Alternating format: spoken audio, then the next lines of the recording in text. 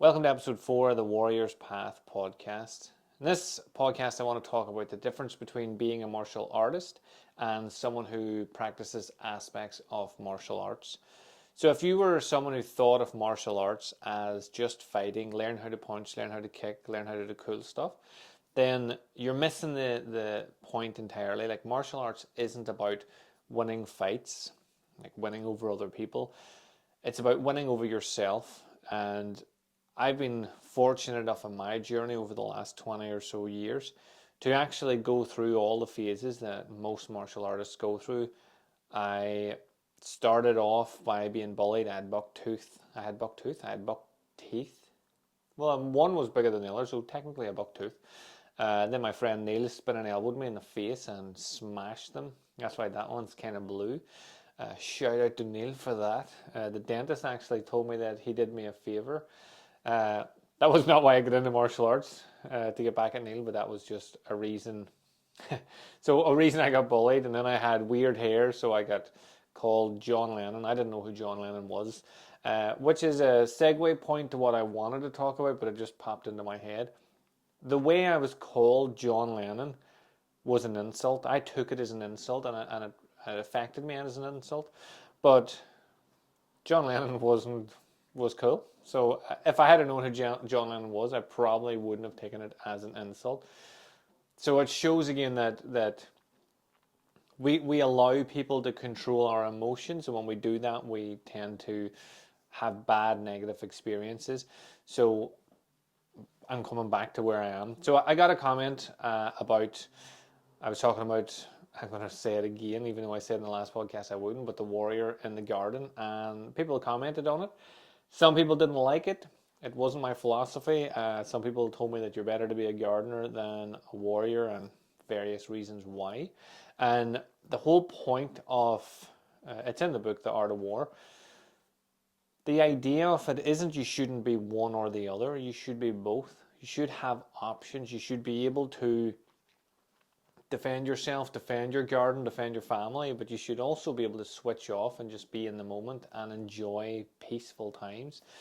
So once again, I have notes beside me that I'm going to come back to, but there's a difference between a martial artist and someone who just practices aspects. When I was younger, I started because I just wanted to kick ass. I watched Drunken Master, a kung fu movie. Andy Kelly gave me it, who started me in my love for martial arts. Uh, he gave me the video. I watched it repeatedly.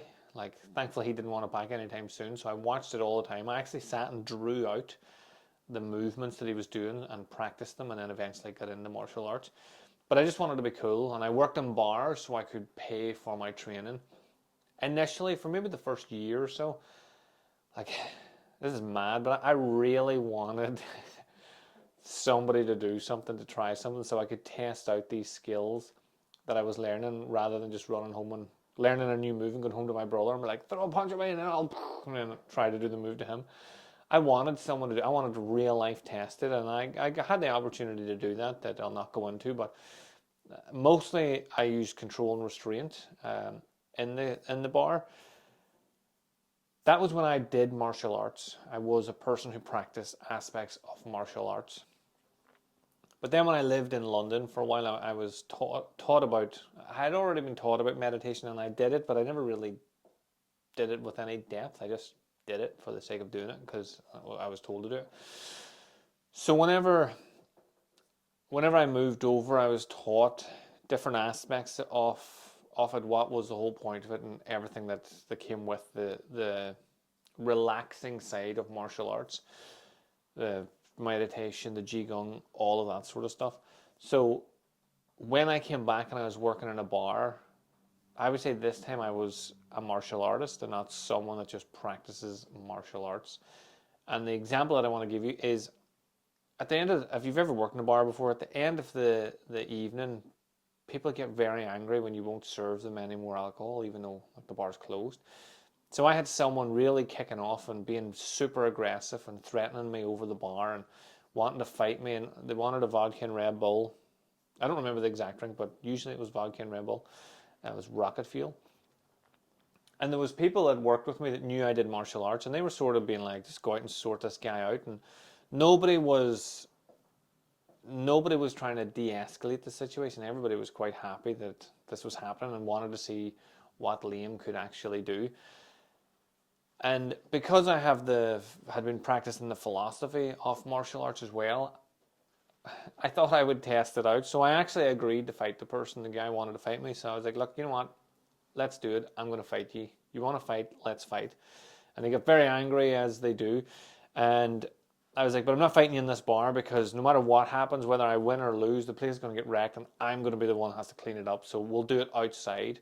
And a couple of people that were working with me started to walk towards the door with me. They were kind of excited to see what this was going to be like, because they'd heard me talk about martial arts, and they had seen me compete, and not seen me compete, but they had seen footage of me competing, stuff like that. They wanted to see what all the hype was about. So I gestured to the door. The guy walks out the door, still really aggressively shouting and telling me how much he was going to kill me and all these things he was going to do. And when he walked out the door, I just closed and locked the door behind him. Then I laughed because I found it hilarious, and he did not find it hilarious. He was kicking and booting at the door. I found it hilarious. The people who were with me were disappointed that I didn't go out and fight him. And I was like, you want me to go out and have a fight with a drunk person just because they're aggressive and they've called me bald and bucktooth and all sorts of things? And like they took offense to it and then moved on. And that story is an example that I use of, I was able to control my emotions, stay calm in the face of this aggressive person, all of the nonsense that he was saying, the names he was calling me, everything. Rather than just, if it had been a couple of years ago, I would have loved to go out and have a fight with him just to see what I could actually do with the skills that I had been acquiring. So there's 2 points that I want to make about that story. And the first one is there's the difference between the martial artist and the hobby. So in the art of war, the greatest victory is the one which requires no battle. So what does that actually mean? That, to me, I won that battle, that situation. That guy got to go home, unless he went and fought somebody else outside, but he got to go home. None of us were injured. He wasn't barred. Nobody was, like, I didn't get in trouble. Like, a lot of people just think you can just have a fight and that's it, but you have to deal with all the consequences that come with fighting. So I feel that I won that without battling at all. So I've wrote down here that the highest form of combat is avoiding unnecessary conflict altogether. I've had this numerous times. I could tell multiple stories about times when things happened and I talked people down, or I walked away, or I crossed the road, and people have said to me, "Well, I thought you do martial arts." And I'm like, I do martial arts, but the point isn't to fight everyone and always be dealing with all that sort of stuff. The thing is, I want to learn to fight so I don't have to fight. So the art of fighting without fighting. Um, so a martial artist is someone who sees martial arts not as a tool for combat, but as a tool for life. So I am a martial artist in all my day life, not just when I'm training or when I'm sparring or when I'm doing patterns or drills or forms or whatever it is. So the key takeaway is that it's not about power, it's about control and clarity and just emotional, physical, mental, spiritual control. Control of yourself. So when you have that, like I've done control and restraint things where I've held people who are shouting and being very aggressive, but because I know what I'm doing and I'm able to stay calm, I'm able to hold them. Nobody gets hurt. You're doing pain compliance, which is if they comply, there's no pain. If they don't, there's a little bit of pain, but not damaging pain. So you're doing pain compliance. I'm only able to do that because I can stay calm and in the moment as I'm doing it, as I'm reacting to the situation. And the second point that I want to make is that the more you study martial arts, the more you learn about the body, your capabilities, the capabilities of the people around you, and just humans in general. It's sort of, you go through a phase where you become very egotistical, and then you drop down, and because the ego will limit your growth, and you drop back down and you start to become more centered, more internal about what's going on. And then when you do that,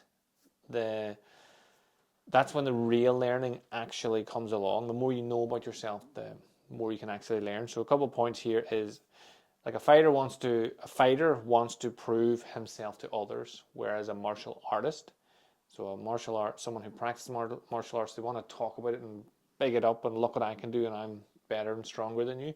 Whereas someone who is a martial artist wants to prove to themselves that they're capable, that they're strong, that they are able to basically able to control themselves, their emotions, their lifestyle. So it becomes more than just training; it becomes a lifestyle.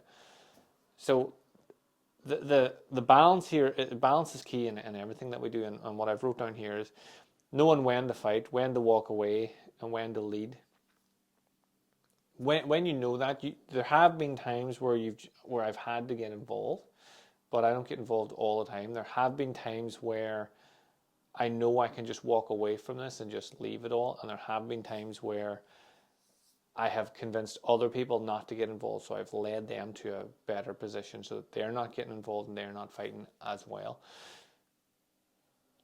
So overall, you become self-aware. I talked about this in the last episode.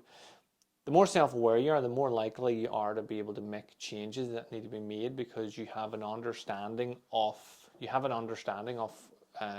who you are, where you are, and where you're going to be, where you want to be moving forward. So I just noticed that the camera somehow shifted. I'm not sure how it did that, but it made make it cool, like look like I have a cameraman. I don't. I'm doing this on my own. So this is the challenge that I have for you. So where in your life are you acting like a fighter and not a martial artist? So even if you don't study martial arts, you can still take the philosophy. I think everyone should study a form of martial art because there's so many benefits to it. But even if you don't, you can still take the philosophy. So where are you thinking like a fighter? Where are you trying to prove yourself to others? Where are you looking for outside validation? Where are you looking to, where are you leading by your ego rather than leading with clarity, with confidence, with just yourself, basically your inner self? So where are you acting like a fighter, not a martial artist? Like, are you reactive? Are you quick to anger? Are you driven by ego? Are you controlled?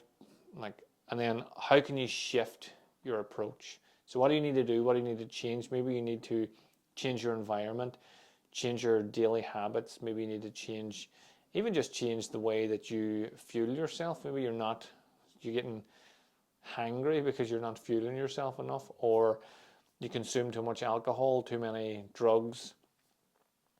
Like, people will take alcohol and drugs and say it's their way of relaxing, but of all the ways of relaxing, these are two that actually negatively affect your body. Why not try find some that are relaxing, proven to relax you, meditation, going for a walk, that are not negative to the body?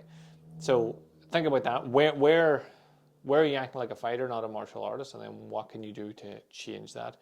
And I have a wee quote here that I wrote at the bottom. A true warrior seeks peace, but is always prepared for war. So that just rounds me back to the warrior in the garden. Martial artist is someone that's prepared for a negative situation, but always will seek positivity. So thanks again for tuning in. I hope you have an amazing day, whatever you get up to, and I'll catch you on the next episode.